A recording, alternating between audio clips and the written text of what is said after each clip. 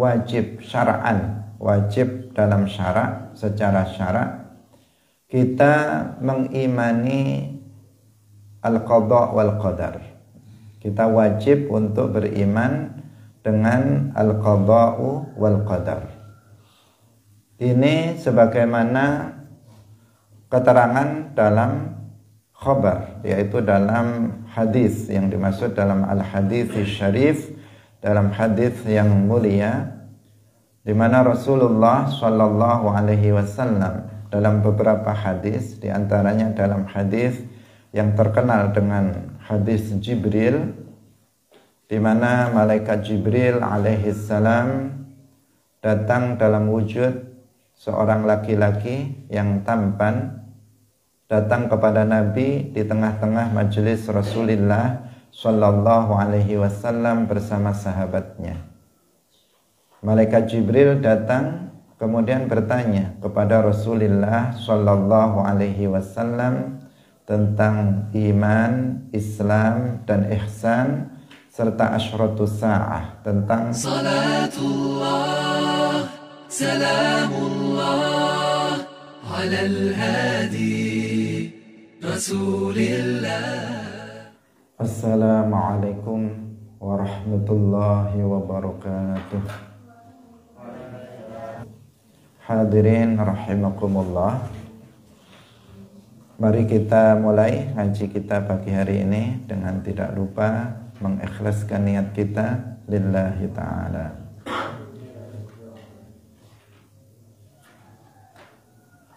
Qala al-muallif rahimahullahu ta'ala wa wajibun imanuna bil qadari wa bil qada kama ata fil khabari. Wa wajibun lan wajib apa imanuna imane kita bil qadari kelawan qadar, wa bil qada lan iman kelawan qada, kama kaya keterangan ata kang wis teka apa ma fil khabari ing dalem khabar, tegese ing dalem hadis. Hadirin rahimakumullah, Syekh Ibrahim Al-Laqani mengatakan bahwasanya wajib syara'an, wajib dalam syara', secara syara', kita mengimani al-qadha wal qadar. Kita wajib untuk beriman dengan al-qadha'u wal qadar. Ini sebagaimana keterangan dalam khabar, yaitu dalam hadis yang dimaksud dalam al-hadits syarif, dalam hadis yang mulia, di mana Rasulullah Shallallahu Alaihi Wasallam dalam beberapa hadis, di antaranya dalam hadis yang terkenal dengan hadis Jibril, di mana malaikat Jibril alaihi salam datang dalam wujud seorang laki-laki yang tampan, datang kepada Nabi di tengah-tengah majelis Rasulullah Sallallahu Alaihi Wasallam bersama sahabatnya. Malaikat Jibril datang kemudian bertanya kepada Rasulullah Sallallahu Alaihi Wasallam tentang iman, Islam, dan ihsan, serta asyratus sa'ah, tentang tanda-tanda kiamat. Ketika Rasulullah Sallallahu Alaihi Wasallam ditanya tentang iman, beliau mengatakan, al-imanu an tu'mina billahi wa malaikatihi wa kutubihi wa rusulihi wal yaumil akhiri wal qadari khairihi wa syarrihi. Kalau dalam riwayat yang lain itu wa an tu'mina bil qadari khairihi wa syarrihi. Iman itu adalah apabila kamu beriman kepada Allah, beriman kepada para malaikatnya, beriman kepada kitab-kitabnya, beriman kepada para rasulnya, yakni para nabinya, baik nabi yang rasul ataupun nabi yang bukan rasul, beriman kepada hari akhir, dan beriman kepada qadar, baik dan buruknya qadar. Nah, Maka berdasarkan hadis inilah kemudian muallif Syekh Ibrahim Al-Laqani dan juga para ulama Ahlus Sunnah wal Jamaah lainnya mengatakan bahwa wajib beriman dengan al-qadha wal qadar. Wajib kita untuk mengimani qadar khairihi wa syarrihi, wajib syar'an, wajib secara syar'an dalam syarak, bukan aklan tetapi syar'an. Kenapa? Karena dasarnya adalah Al-Quran dan hadis. Hadis sebagaimana yang tadi kita telah jelaskan. Dalam Al-Quran juga telah dijelaskan, misalnya Allah Subhanahu wa taala berfirman, wa khalaqa kulla syai'in faqaddarahu taqdira. Dan Allah yang telah menciptakan segala sesuatu, dan Allah yang telah benar-benar mentakdirkannya. Faqaddarahu taqdira. Maka kita wajib meyakini bahwa segala sesuatu itu terjadi dengan takdir Allah. Dalam ayat yang lain Allah Subhanahu wa taala berfirman, inna kulla syai'in khalaqnahu biqadar. Sesungguhnya terhadap segala sesuatu kami telah menciptakannya dengan qadar. Beberapa ayat dan hadis yang tadi kita sebutkan adalah menjadi dasar dari para ulama ahli sunnah wal jamaah untuk mewajibkan iman kepada al-qadar. Bahkan al-imanu bil qadar ini merupakan salah satu dari 6 a'zamu umuril Islam. Dari salah satu dari 6 ajaran Islam yang paling agung. A'zamu umuril iman, ya, a'zamu umuril iman, yaitu perkara keimanan yang paling agung, yang wajib untuk kita imani. Ada al-imanu billah, iman kepada Allah. Ada al-imanu bimalaikatillah, iman kepada para malaikat Allah. Sebagaimana yang tadi disebutkan dalam hadis. Kemudian ada al-iman bikutubillah, iman terhadap kitab-kitab Allah. Ada al-iman bil yaumil akhir, ada iman terhadap hari akhir. Ada al-iman bi rusulillah, bi anbiya'illah. Kemudian ada yang terakhir al-iman bil qadar, khairihi wa syarrihi, iman terhadap qadar. Jadi al-imanu bil qadar salah satu dari 6 a'zamu umuril iman, yang sebagian umat Islam pada belakangan ini menyebutnya dengan istilah arkanul iman, dengan istilah rukun iman. Tetapi yang dimaksud adalah a'zamu umuril iman, yaitu perkara keimanan yang paling agung. Karena sesuatu yang diimani, sesuatu yang wajib untuk diimani oleh kita, itu bukan terbatas hanya 6, tetapi sangat banyak yang wajib kita imani. Hanya saja yang a'zam, yang paling agung, yang keimanan terhadap selainnya itu adalah bagian darinya, itu adalah 6. Nah, 6 ini.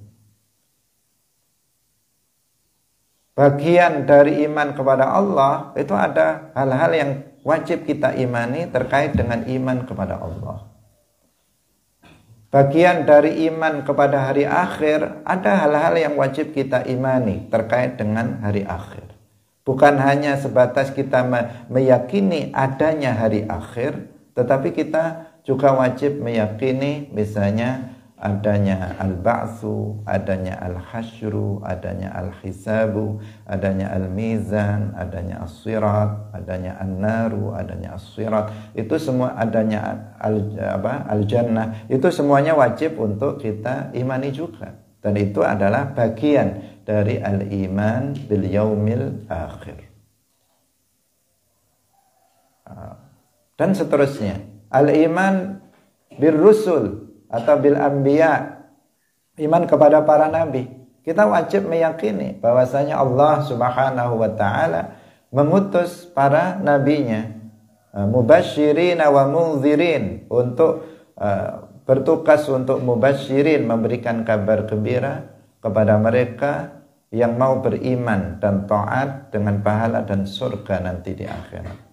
Wa mundzirin, dan memberikan peringatan kepada mereka yang tetap dalam kekufuran dan kemaksiatan dengan azab yang pedih nanti di akhirat di dalam neraka.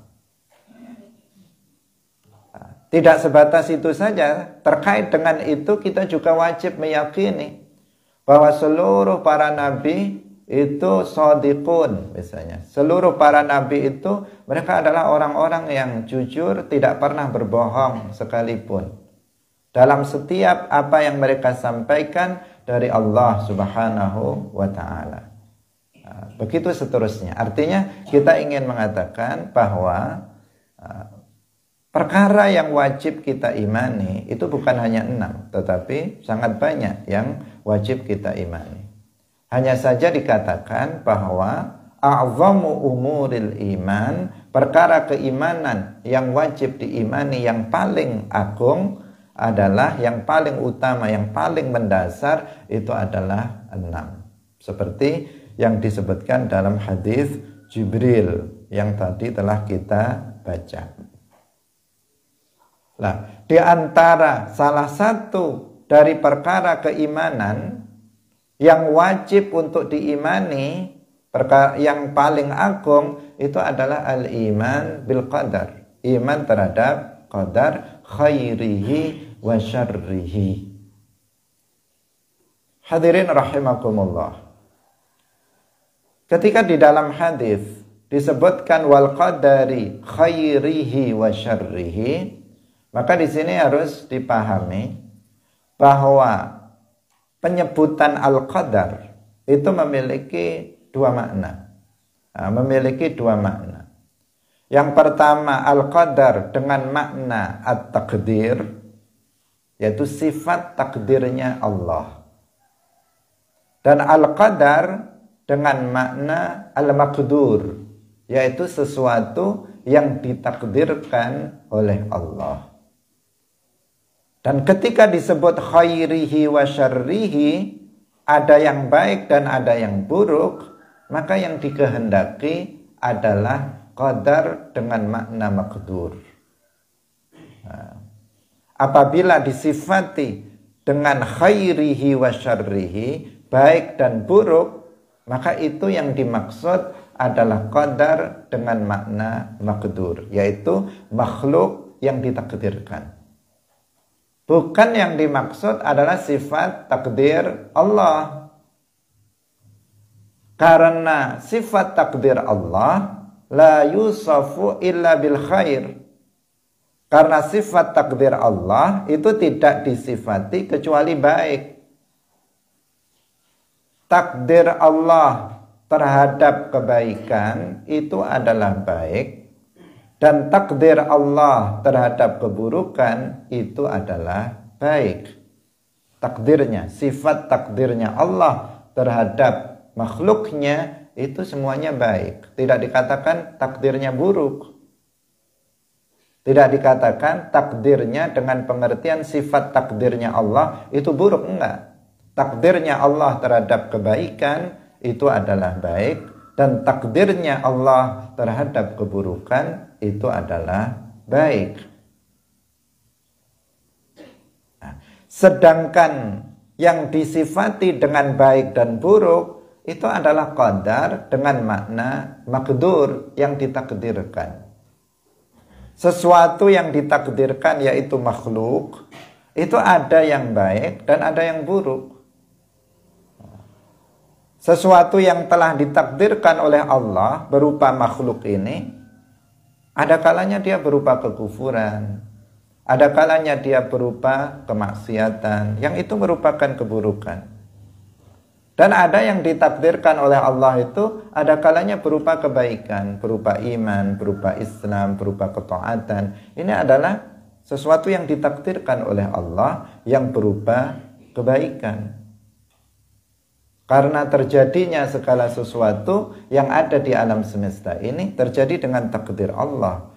Allah mentakdirkannya, dan yang ditakdirkan yang nampak oleh kita itu ada yang baik dan ada yang buruk. Kita sendiri terkadang melakukan kebaikan. Ketika kita melakukan kebaikan, maka perbuatan baik yang kita lakukan bitakdirillah. Terkadang kita juga melakukan keburukan, dan keburukan yang kita lakukan itu juga terjadi bitakdirillah. Jadi makdurnya ada yang baik dan ada yang buruk, sementara takdir Allah terhadap keduanya itu adalah baik. Tidak dikatakan buruk, karena ini adalah sifat takdir Allah. Bisa difahami? Hadirin yang dirahmati oleh Allah Subhanahu wa ta'ala. Apa makna iman terhadap takdir? Apa makna iman terhadap qadar? Memiliki dua makna. Dari sisi penyebutan tadi, yang dua itu, maka bisa dipahami dari situ para ulama menjelaskan bahwa iman terhadap qadar memiliki dua makna. Yang pertama, ketika yang dimaksud dengan qadar itu adalah takdir, yaitu sifat takdir Allah, maka iman terhadap qadar artinya kita meyakini dengan keyakinan yang mantap tanpa ada keraguan bahwa segala sesuatu yang masuk dalam keberadaan, yakni makhluk, itu segala sesuatu tersebut terjadi dengan takdir Allah, dengan ketentuan Allah. Allah yang menentukan adanya pada azal. Itu maknanya. Saya ulangi lagi. Makna iman terhadap qadar dengan pengertian qadar itu adalah takdir, adalah kita meyakini dengan keyakinan yang mantap tanpa ada keraguan bahwa segala sesuatu yang masuk dalam keberadaan, yakni makhluk, itu semuanya terjadinya dengan takdir Allah Subhanahu wa ta'ala, dengan ketentuan Allah Subhanahu wa ta'ala, wa bi iradatihi wa bi ilmihi, dengan iradah dan ilmunya Allah Subhanahu wa ta'ala. Itu makna al-iman bil qadar yang pertama. Kemudian makna al-iman bil qadar yang kedua, dengan pengertian qadar dengan makna al-maqdur, yang ditakdirkan, yang itu ada kalanya berupa kebaikan dan ada kalanya berupa keburukan. Ada kalanya berupa nikmat dan ada kalanya berupa musibah. Terkadang seseorang ditakdirkan oleh Allah Subhanahu wa ta'ala rizki yang luas, kesehatan. Itu adalah sesuatu yang ditakdirkan oleh Allah untuknya. Terkadang sebagian orang ditakdirkan oleh Allah saat ini dia sebagai orang yang misalnya sempit rezekinya, kemudian dia sakit dan seterusnya, dari hal-hal yang merupakan musibah baginya. Ada kebaikan, ada keburukan, ada nikmat, ada musibah. Itu makdur yang ditakdirkan oleh Allah Subhanahu wa ta'ala. Maka iman terhadap qadar dengan pengertian qadar dengan makna makdur adalah maknanya kita ridha terhadap segala sesuatu yang telah ditakdirkan oleh Allah Subhanahu wa ta'ala. Ridha terhadap takdir Allah, baik yang ditakdirkan itu berupa kebaikan maupun yang ditakdirkan itu berupa keburukan. Ridhonya terhadap apa?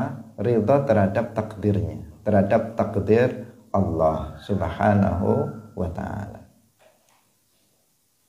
Namun jika yang ditakdirkan itu berupa kebaikan, maka kita mencintainya. Kita juga ridho terhadap yang ditakdirkan itu. Namun jika yang ditakdirkan itu berupa keburukan, berupa kemaksiatan, maka kita tidak boleh ridha dan tidak boleh mencintai sesuatu yang ditakdirkan yang itu berupa keburukan, berupa kemaksiatan, berupa kekufuran misalnya. Hadirin rahimakumullah.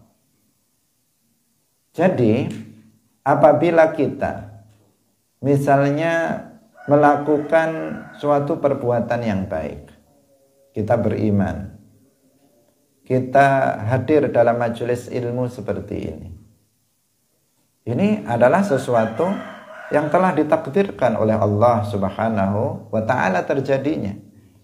Jika Allah pada azal tidak mentakdirkannya terjadinya kehadiran kita di majelis ini, maka kita nggak akan hadir. Terjadi artinya telah ditakdirkan oleh Allah Subhanahu wa ta'ala.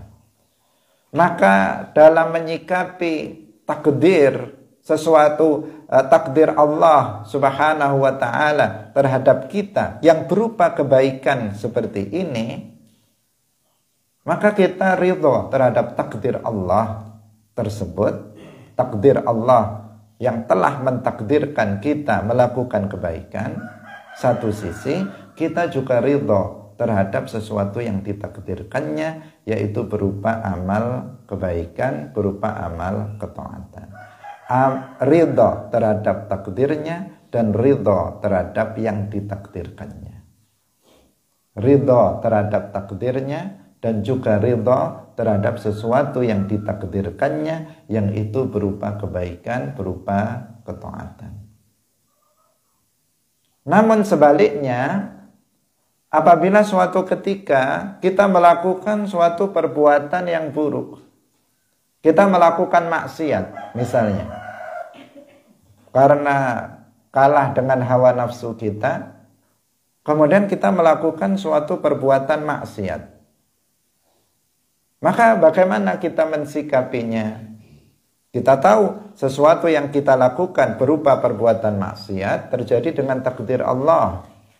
Kalau Allah tidak mentakdirkannya, maka kita tidak melakukan maksiat itu. Tapi Allah mentakdirkannya pada azal, sehingga kita melakukan sebuah bentuk kemaksiatan. Nah, maka di sini bagaimana kita mensikapi takdir Allah Subhanahu wa ta'ala tersebut? Di satu sisi kita ridho. Ridho itu artinya tidak protes. Kita tidak protes. Ridho rela. Rela itu enggak protes. Kita menerima ridho, tidak protes terhadap takdir Allah.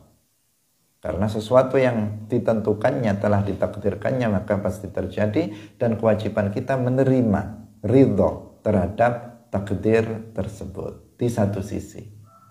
Tetapi di sisi yang lain kita tidak suka, kita tidak ridha, kita tidak cinta terhadap sesuatu yang ditakdirkannya, yang itu berupa keburukan, berupa kemaksiatan. Karena Allah tidak mencintai kemaksiatan, karena Allah tidak mencintai kekufuran, sehingga kita juga tidak mencintai kekufuran, tidak mencintai keburukan, tidak mencintai kemaksiatan. Kita ridho dengan takdirnya, tetapi kita tidak ridho dengan apa yang ditakdirkannya. Makhluk yang ditakdirkannya, yang berupa maksiat, yang berupa kekufuran, kita tidak meridhoinya. Bisa difahami? Jadi yang diridhoi, kalau makdurnya, sesuatu yang ditakdirkan itu berupa keburukan, maka yang diridhoi adalah takdirnya, sementara makdur yang ditakdirkannya kita tidak ridho terhadapnya. Kenapa tidak ridho terhadap muqad atau makdur yang ditakdirkan yang berupa keburukan? Karena Allah tidak mencintai, tidak meridhoinya. Karena perintah syara. Karena perintah syara untuk kita tidak mencintai dan tidak ridho terhadap segala bentuk kekufuran dan kemaksiatan. Bahkan kita umat Islam itu diwajibkan untuk an-nahyu 'anil munkar, ingkarul munkar, minimal dalam hati. Apabila tidak mampu dengan tangan dan dengan lisan. Dengan hati itu bagaimana? Dengan hati itu artinya menghadirkan rasa benci, rasa tidak suka terhadap kemungkaran yang terjadi. Itu namanya ingkarul mungkar dengan hati. Minimal dalam hati kita itu ada rasa tidak suka atau benci terhadap kemungkaran, kemaksiatan yang terjadi, termasuk apabila kemaksiatan atau kemungkaran itu kita sendiri yang melakukannya.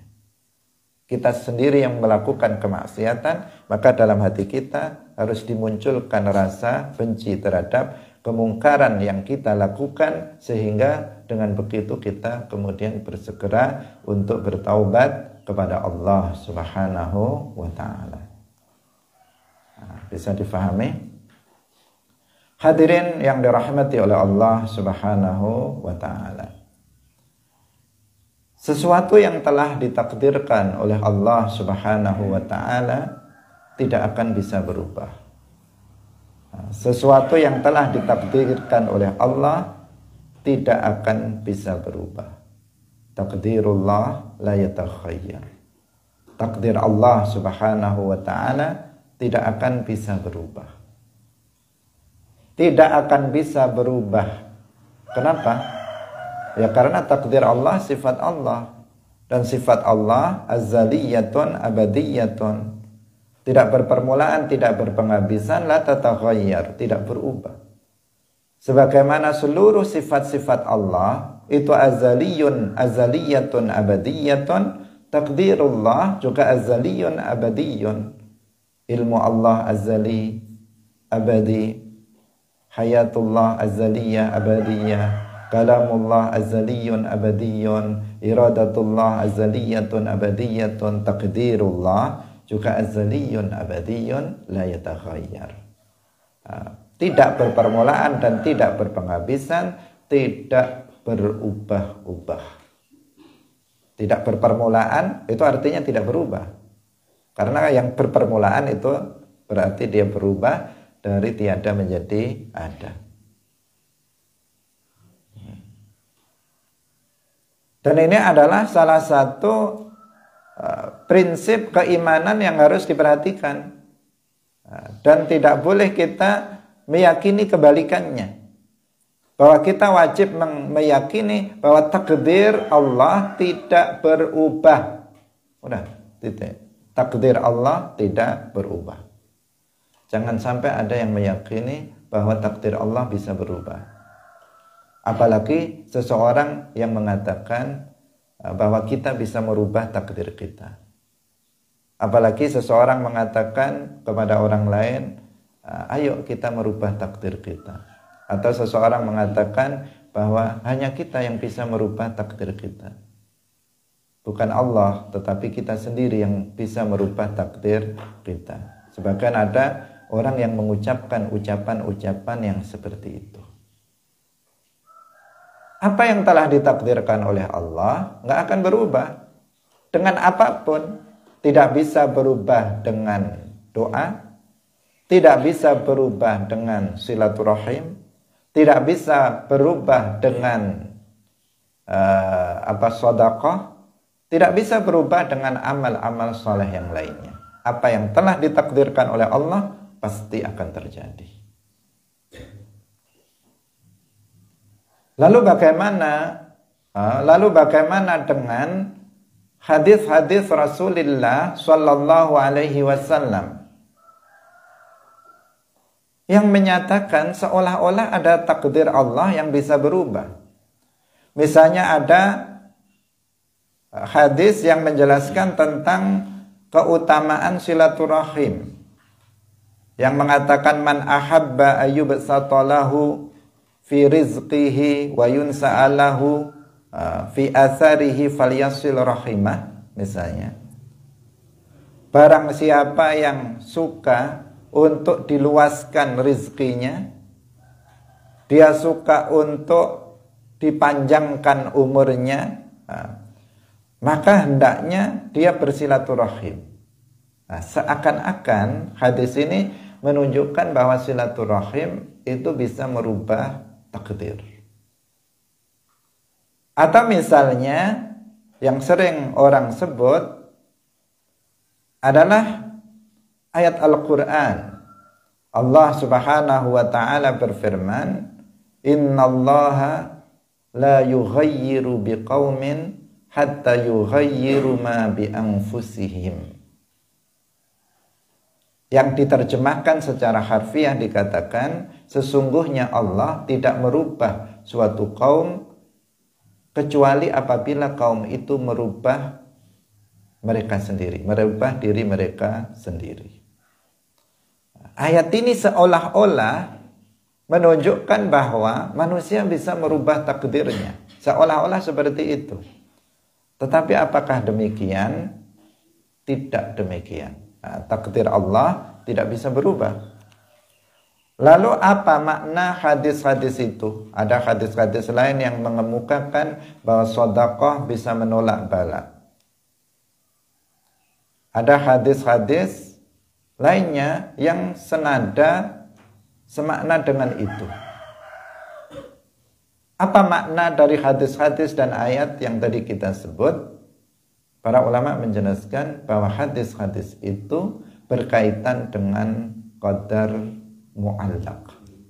Nah, karena qadar itu, qadar atau qada dan qadar, perlu kita ketahui, kalau qadar artinya takdir, kalau qada artinya al-khalqu, yaitu penciptaan. Bahwa segala sesuatu itu terjadi dengan ciptaan Allah. Itu namanya qada. Terjadi bi qada'illah artinya terjadi dengan diciptakan oleh Allah Subhanahu wa ta'ala. Kembali kita tentang permasalahan beberapa hadis dan ayat tadi. Para ulama menjelaskan bahwa hadis-hadis itu dan ayat tersebut berkaitan dengan masalah qadar mu'allaq. Karena qadar ataupun juga qada itu ada dua. Ada qadar mubram, ada qadar mu'allaq. Al-qadarul mubram dan ada al-qadarul mu'allaq. Sebagian orang mendefinisikannya dengan definisi yang keliru, dengan mengatakan bahwa qadar mubram itu adalah qadar yang tidak bisa berubah. Sementara qadar mu'allaq itu qadar yang masih bisa diubah. Nah, ini adalah definisi yang tidak tepat. Kenapa? Karena menggambarkan seakan-akan takdir Allah, qadar Allah itu bisa berubah. Nah, karena keyakinan bahwa takdir Allah tidak bisa berubah, itu adalah sesuatu hal yang prinsip dalam akidah karena berkaitan dengan sifat Allah. Doktrin dalam akidah Ahlus Sunnah wal Jamaah, zat Allah itu azali dan sifat-sifatnya itu azaliyah. Udah ini sudah prinsip, nggak bisa diubah-ubah. Karena kalau seseorang meyakini sifat-sifat Allah itu hadisah bukan azaliyah, berarti dia mensifati Allah dengan sifat makhluk yang bisa berubah. Tadi menghendaki begini, kemudian dirubah kehendaknya. Tadi sudah menetapkan begini, nanti dirubah lagi. Itu namanya makhluk. Sementara Allah al-Khaliq. Allah al-Khaliq bukan makhluk. Sebagaimana zatnya itu azali, sifat-sifat Allah itu juga azaliyah. Tidak berubah-ubah. Termasuk sifat mentakdirkannya Allah terhadap segala sesuatu, menciptakannya Allah terhadap segala sesuatu, itu tidak berubah. Itu azali. Nah, ini yang harus dipahami dulu. Ini dipahami dulu. Baru kemudian ayat ataupun hadis itu harus dipahami mengikut pemahaman yang menjadi prinsip dalam akidah. Bukan kemudian keyakinan yang menjadi prinsip kemudian dirubah karena pemahaman diri sendiri terhadap sebuah ayat dan hadis tanpa menengok, tanpa melihat kepada penafsiran dan penjelasan para ulama tentang ayat dan hadis-hadis tersebut. Bukan demikian. Karena sering seseorang itu karena belajar akidahnya itu tidak kuat. Dia belajar akidahnya belum mapan. Dulu waktu belajar Aqidatul Awam, asal lewat, tidak dipahami. Ketika belajar Kharidatul Bahiyah, asal khatam, tidak difahami. Ketika belajar Jauharatul Tauhid, asal khatam, tidak difahami. Karena belum paham tentang prinsip-prinsip dasar akidah ahli sunnah wal jamaah, ketika dia membaca sebuah ayat, kemudian dipahami bertolak belakang dengan prinsip akidah. Ketika dia membaca sebuah ayat-ayat tertentu atau hadis-hadis tertentu, kemudian dia memahaminya kontradiksi dengan prinsip akidah. Seakan-akan dia mengatakan bahwa ya yang benar kan ayat atau hadis ini. Yang itu yang harus dikoreksi. Yang akidahnya yang harus dikoreksi, ikut ayat atau hadis. Ayat atau prinsip akidah perlu kita pahami. Prinsip-prinsip akidah itu bukan sesuatu yang ada begitu saja. Tetapi itu adalah sesuatu yang dipahami oleh para ulama juga dari Al-Quran dan hadis. Yang itu muhkam. Dipahami juga dari Al-Quran dan hadis. Dan Al-Quran hadis tidak mungkin saling kontradiksi satu dengan yang lain. Tidak mungkin itu terjadi. Karena itulah maka sesuatu yang sudah menjadi prinsip dalam akidah itu yang harus dipegangi.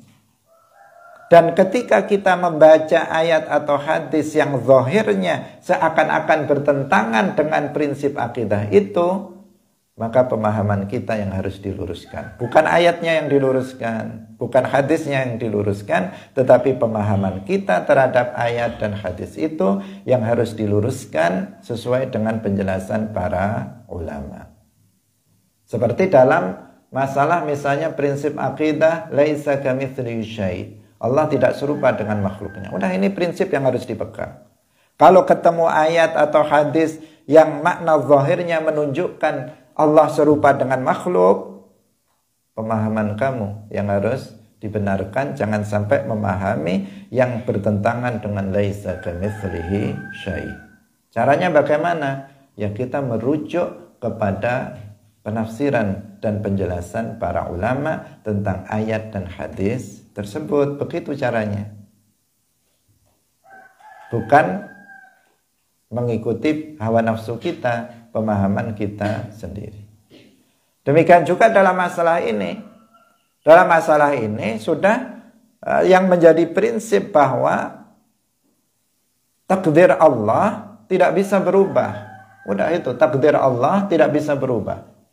Maka jika kita kemudian menemukan sebuah ayat atau menemukan sebuah hadis yang menunjukkan seolah-olah ada takdir Allah yang bisa berubah, maka luruskan pemahaman kamu. Tengok, rujuk pemahaman para ulama terhadap ayat dan hadis tersebut. Maka tadi kita kembali kepada permasalahan. Dalam masalah ini para ulama menyebut bahwa ini adalah bagian dari qadar mu'allaq. Dan qadar mu'allaq itu bukan berarti qadar yang bisa dirubah, seperti halnya yang difahami oleh sebagian orang dan juga tertulis dalam sebagian buku yang diajarkan di sekolah-sekolah. Itu ada tertulis definisi yang keliru seperti itu, mengatakan bahwa qadar mubram, qadar yang tidak bisa dirubah lagi. Kalau yang mu'allaq itu yang masih bisa dirubah lagi. Ini diambil dari mana penjelasan yang seperti ini? Nggak ada para ulama menjelaskan hal yang seperti itu. Lalu bagaimana penjelasan pengertian yang benar tentang qadar mubram dan mu'allaq? Qadar mubrom itu adalah qadar yang dalam catatan para malaikat itu hanya tertulis satu opsi saja. Nah, jadi yang ditulis oleh para malaikat yang dinukil dari Lauhil Mahfuz itu hanya tertulis satu opsi saja, satu pilihan saja, sehingga dipastikan itulah yang terjadi, nggak ada yang lainnya. Jadi di sini apa yang harus diperhatikan dalam catatan malaikat, dalam suhuf para malaikat. Yang dikutip dari Lauhil Mahfuz itu hanya satu opsi saja. Agar kita paham, perlu kita pahami bahwa takdir manusia ila yaumil qiyamah itu sudah tertulis di Lauhil Mahfuz. Berada di atas langit yang ketujuh. Di atas langit yang ketujuh ada makhluk Allah, ciptaan Allah, namanya Al-Lauhul Mahfuz. Al-Lauhul Mahfuz seperti papan tulis. Seperti papan tulis yang ukurannya sangat besar. Yang di situ Allah Subhanahu wa ta'ala memerintahkan makhluk yang lainnya namanya Al-Qalamul A'la untuk menulis segala takdir manusia. Sehingga semua takdir manusia ada di sana. Termasuk kita sekarang berkumpul di sini sudah tertulis di Lauhil Mahfuz. Kalau nggak tertulis di Lauhil Mahfuz nggak akan terjadi. Semua yang terjadi semuanya sudah tertulis di Lauhil Mahfuz. Bisa difahami? Segala takdir manusia telah tertulis di Lauhil Mahfuz. Dan para malaikat mereka diberikan tugas, mereka muwakkalun, mereka diberikan tugas oleh Allah Subhanahu wa ta'ala untuk mengatur sebagian alam semesta ini. Ada para malaikat yang bertugas untuk membagikan rezeki. Ada para malaikat yang bertugas untuk menurunkan azab. Ada para malaikat yang menurunkan rahmah. Ada yang para malaikat bertugas menurunkan hujan. Ada para malaikat yang bertugas macam-macam. Mereka mudabbir juz'i, mengatur sebagian alam semesta dengan ciptaan Allah Subhanahu wa ta'ala.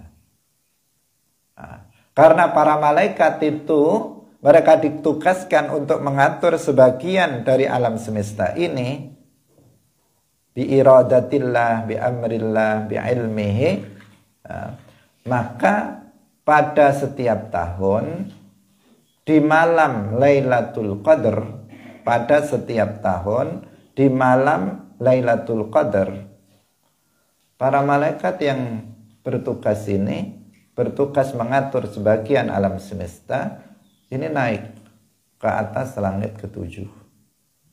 Mereka melihat Lauhil Mahfuz. Mereka melihat sesuatu yang sudah tertulis di Lauhil Mahfuz untuk masa 1 tahun.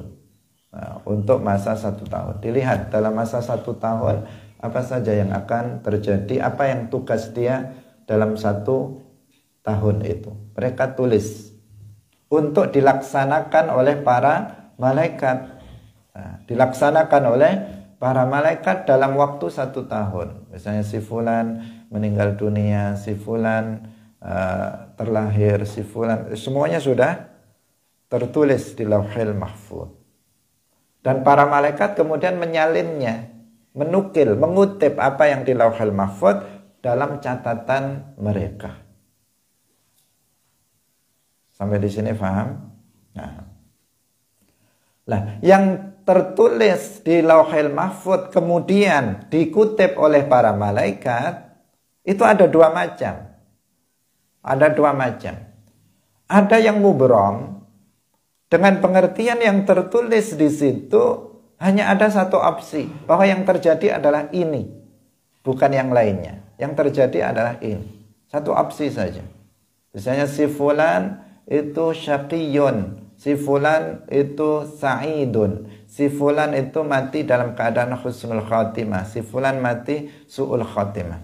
Ini sifatnya adalah mubrom, hanya tertulis satu opsi, tidak ada opsi lain. Itu namanya mubrom. Nah, sementara yang mu'allaq itu adalah qadar yang takdir Allah yang dalam catatan para malaikat itu tertulis dua opsi. Yang ini dikutip juga dari Lauhul Mahfudz. Dari Lauhul Mahfudznya memang seperti itu. Ada dua opsi. Opsi itu apa? Pilihan. Ada dua pilihan. Nah, misalnya dikatakan dalam catatan tersebut, catatan malaikat ya, dalam catatan malaikat dikatakan apabila si fulan itu silaturahim, maka dia dipanjangkan umurnya. Dan apabila dia tidak silaturahim, maka dia mati tahun ini, jam sekian, hari ini, jam sekian, detik sekian. Udah. Nah, tertulis seperti itu. Ini misalnya, agar kita bisa paham. Tertulis seperti itu. Ada dua opsi dalam catatan malaikat. Malaikat siapa ini kalau masalah kematian? Ya malaikat Azrail misalnya. Tertulis. Apabila si fulan dia silaturahim, maka dia dipanjangkan umurnya, nggak mati tahun ini. Tetapi jika dia tidak silaturahim, maka dia akan mati dalam tahun ini, hari ini, jam sekian, detik sekian misalnya. Di sini malaikat Azrail nggak tahu, karena Azrail itu bukan Allah, dia makhluk, tidak mengetahui segala sesuatu. Dia hanya tahu sesuatu yang diberitahu oleh Allah, yang nggak diberitahukan kepadanya maka dia nggak tahu. Maka di sini Azrail, malaikat pencabut nyawa, nggak tahu yang mana yang akan terjadi di antara dua ini. Maka Azrail menunggu apa yang dilakukan oleh si fulan. Apabila si fulan itu silaturahim, maka malaikat Azrail nggak jadi mencabut nyawanya. Tetapi apabila ternyata si fulan itu tidak silaturahim, maka malaikat Azrail melaksanakan opsi yang kedua, yaitu mencabut nyawanya sesuai dengan apa yang tertulis di Lauhul Mahfudz yang dia kutip tersebut. Nah, seolah-olah di sini apa? Ada perubahan. Seolah-olah ada perubahan, seakan-akan opsi yang kedua menghapus opsi yang pertama. Seakan-akan seperti itu. Tetapi sebenarnya apa yang telah ditakdirkan oleh Allah untuk si fulan itu sudah ditetapkan oleh Allah Subhanahu wa ta'ala, hanya saja tidak tertulis di Lauhul Mahfudz. Allah sudah mentakdirkan apakah si fulan itu silaturahim apa enggak, dia panjang umurnya apa enggak, sudah ditentukan oleh Allah. Dan itu tidak berubah, hanya saja dalam catatan ada dua, sehingga para malaikat harus menunggu mana apa yang akan dilakukan oleh fulan itu. Nah, jadi mu'allaq artinya digantungkan, bahwa takdirnya itu digantungkan kepada perbuatan manusia, itu adalah indal malaikah. Yang menunggu apa yang dilakukan oleh manusia itu adalah malaikat, bukan Allah. Bukan Allah nunggu. Coba kita lihat dulu, dia silaturahim apa enggak?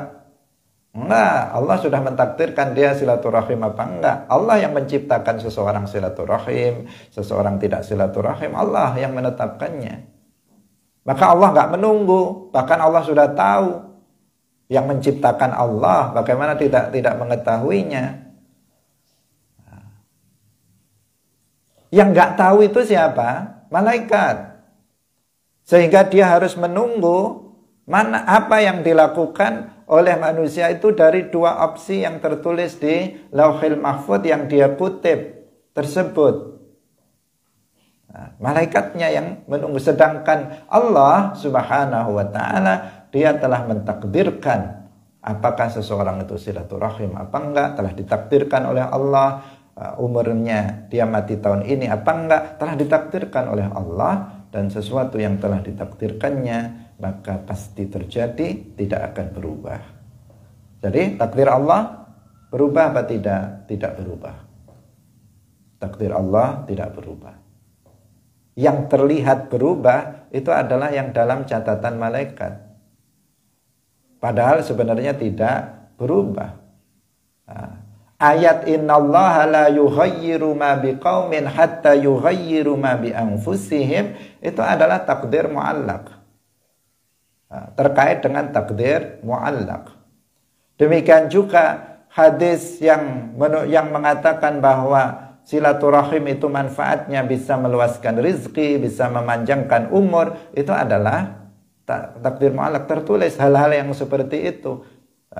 Atau doa itu juga takdir muallaq. Jika seseorang berdoa maka dia akan lulus, jika tidak berdoa dia akan gagal. Tertulis, itu namanya muallaq. Apabila dia sedekah maka dia akan tertolak dari bala. Jika dia enggak sedekah dia kena musibah tersebut. Ini namanya apa? Muallaq. Dalam catatan malaikat tertulis dua opsi begitu, tapi Allah sudah tetapkan, sudah mentakdirkan apakah dia sedekah apa enggak, dia doa apa enggak, kemudian apa yang terjadi pada dirinya, semuanya sudah ditakdirkan oleh Allah. Hanya saja dalam yang muallaq ini para malaikat tidak diberitahu mana di antara dua yang akan terjadi. Yang terjadi di antara dua, tetapi mana yang akan terjadi tidak diberitahukan kepada malaikat, sehingga malaikat harus menunggu. Sementara Allah sudah mengetahui dan sudah menetapkan mana di antara dua yang akan dilakukan oleh manusia tersebut. Dan adanya takdir muallaq serta dirahasiakannya takdir manusia di masa yang akan datang itu memberikan motivasi kepada kita agar kita dalam kehidupan dunia ini kita melakukan sebab-sebab. Kita melakukan sebab-sebab. Kita nggak tahu takdir Allah tentang kita, tentang kesehatan kita, tentang kematian kita, tentang apakah kita nanti bodoh atau alim, kita kaya atau miskin. Kita nggak tahu takdir Allah di masa yang akan datang. Yang bisa dikatakan takdir kita adalah apabila sesuatu itu sudah terjadi. Saya bisa mengatakan bahwa takdir kita sekarang ini adalah duduk dalam majelis ilmu. Udah, itu bisa. Tetapi apa takdir saya 10 menit yang akan datang? Allahu a'lam. Kita tidak mengetahuinya. Kita tidak mengetahuinya. Takdir saya hari ini ya begini, ya nggak begitu banyak duitnya misalnya. Tetapi apakah takdir saya bulan depan kayak begini? Allahu a'lam, bisa jadi tiba-tiba saya jadi kaya raya, bisa jadi. Karena tertulis bahwa yang bisa mendatangkan rezeki itu ini. Kemudian saya melakukan usaha-usaha itu, maka bisa jadi tertulis di Lauhul Mahfuz, jika saya melakukan ini, maka saya akan dapat rezeki yang banyak. Maka saya melakukan itu, karena saya nggak mengetahui takdir saya yang akan datang. Itu adanya takdir mu'allaq seperti itu, bukan malah kalau sudah ditakdirkan kaya kan kaya, udah nggak usah kerja lah. Udah nggak usah kerja, nggak usah melakukan. Kalau sudah ditakdirkan alim, kan alim sendiri, nggak usah belajar juga alim kalau sudah ditakdirkan. Nah, bisa jadi nanti memang tertulis di situ si fulan nggak mau belajar maka dia bodoh. Bisa tertulis begitu di antara dua opsi itu. Nah, inilah hikmahnya ada takdir yang disebut dengan takdir mu'allaq. Dan hikmah bahwa takdir manusia itu dirahasiakan kepada manusia itu, nggak tahu manusia. Apakah kita itu nanti husnul khatimah atau su'ul khatimah, kita tidak tahu. Karena kita nggak tahu, maka kita beramal kebaikan, belajar ilmu agama semaksimal mungkin, karena itu bisa menyebabkan seseorang itu akan mendapatkan husnul khotimah, tapi belum kepastian. Nah, sebagaimana yang sudah kita jelaskan dalam pertemuan sebelumnya. Nah, waktu sudah habis.